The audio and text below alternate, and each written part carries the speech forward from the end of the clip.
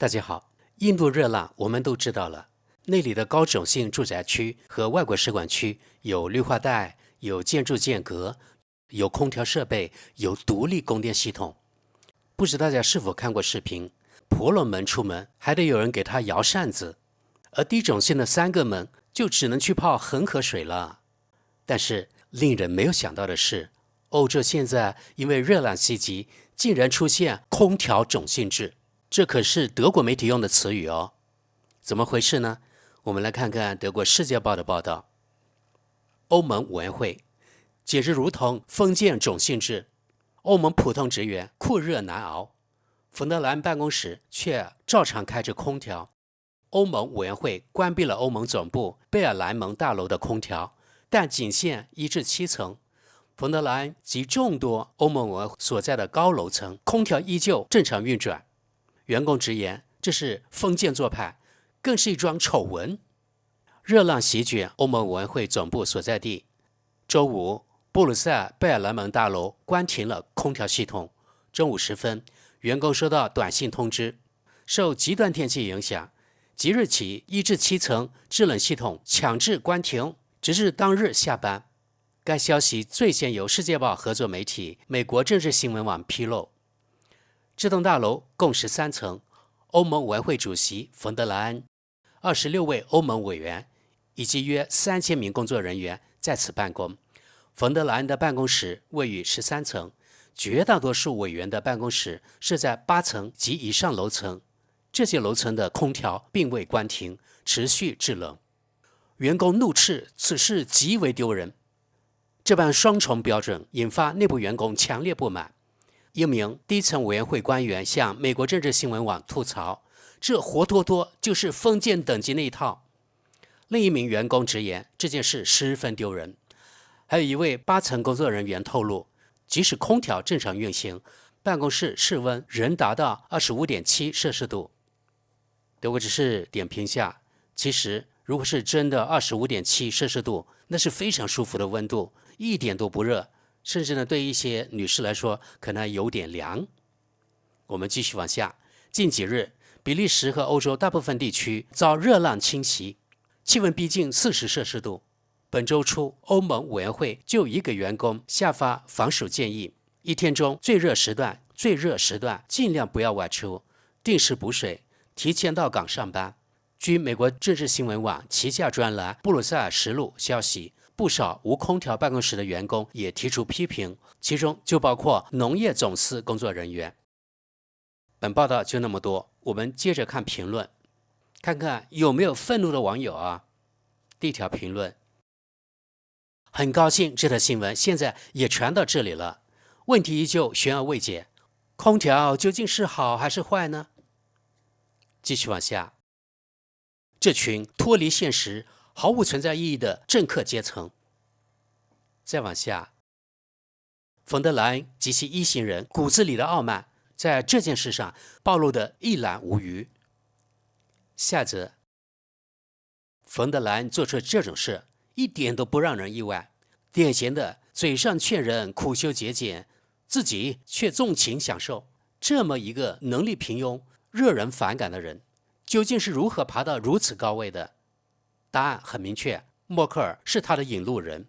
每當他自身陷入麻煩，那些對他不利的短信與郵件就會被刪除。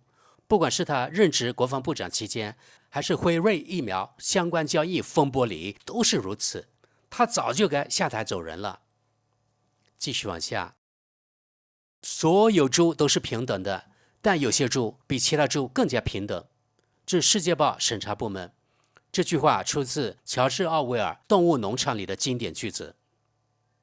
再往下，員工都將此事稱作種姓制度及封建主義。怎麼樣，嘗到自作自受的滋味了吧？要我說，空調乾脆只用綠電運行得了，那基本等於徹底開不了。好，看下一則。封建主義這個說法確實貼切，但底層公職人員本身也是這套體系的組成部分，他們就算看清內裡實情，也絕不會真正挺身反抗自己的上級。歸根結底，他們自己的日子過得本就不差。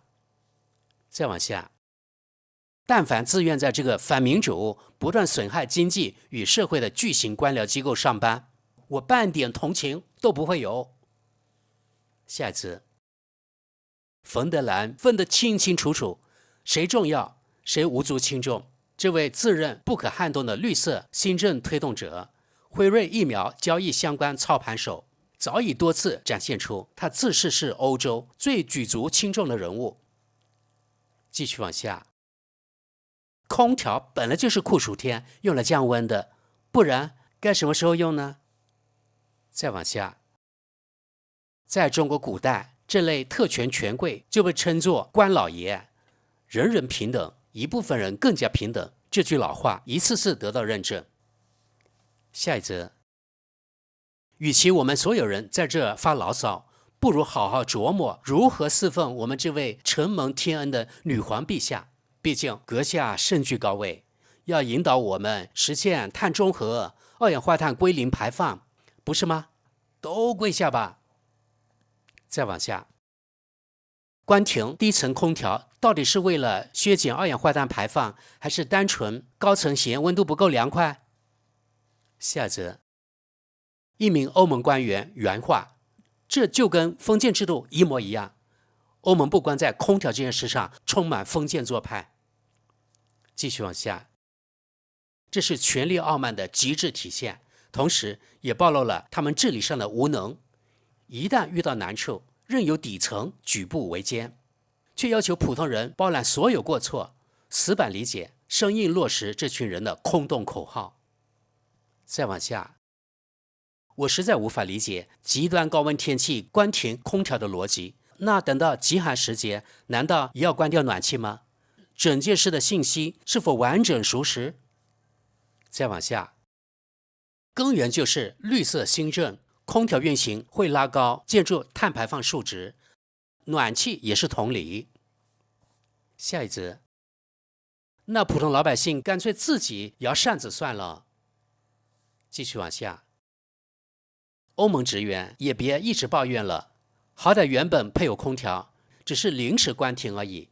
慕尼黑市政部門的員工本來常年沒有空調，即使樓宇原本安裝過空調，在紅綠政黨決議下也全部拆除了，拆除工程耗資數百萬歐元。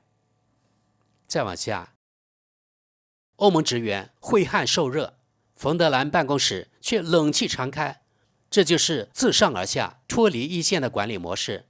這樣根本凝聚不了人心，和封建時代沒兩樣。還記得馬其頓國王亞歷山大大帝穿越波斯沙漠時的那句話嗎？我的士兵喝不上水，我也絕不喝水。下一則，這個為軍選舉產生、盤踞布魯塞爾、奢靡度日的官僚機構，這回算是自我私下偽裝，實在諷刺。歐盟委員會活脫脫就是21世紀的封建宮廷，不斷強制納稅人繳納各類二氧化碳相關稅費。馮德蘭夫人卻待在恆溫舒適的豪華辦公樓裡高高在上。這套體制在道義上和政治層面已經徹底破產。如果時至今日還有人相信歐盟貼近普通民眾的說辭，那這個人已經完全脫離現實。這個臃腫腐朽的官僚體系就該被徹底裁撤。好的，繼續往下。人家分得清輕重，委員會主席與各位委員的辦公室必須保持涼爽，畢竟他們要為全歐洲構思各類禁令新規，做這種大事本來就需要冷靜清醒的頭腦。再往下，當初大概率是2選1方案。要麼整棟樓統一從30攝氏度下調至26攝氏度，要麼只把高層調到22攝氏度。不過嘛，我同情心有限，我上班的地方同樣沒有空調。下一則，這件事極具代表性。歐盟一手主導推動能源轉型，一旦轉型出現問題，就直接切斷低層空調供電，保住高層舒適環境。往後在財富分配、移民、社會安全等各類議題，各個社會階層之中，我們都會親身經歷類似情況。總結，遇到危機不能指望歐盟，上層會給自己打造安逸避風港，放任普通民眾自生自滅。好，繼續往下。想想這棟辦公樓成天向德國輸出一堆荒唐政策，別說關停空調，整個機構都該關停。再往下，歐盟公職人員一旦停工，對普通民眾而言，往往反倒是一件好事。下一則，一個德國人下令關掉空調，唯獨豁免自己。這下我們德國在歐洲的口碑，怕是又變得更差了吧？好，繼續往下。按照歐盟能源轉型相關指引，空調乃至酒櫃這類設備本就是走向氣候災難的邪物。各位歐盟公職人員，想開一點就好。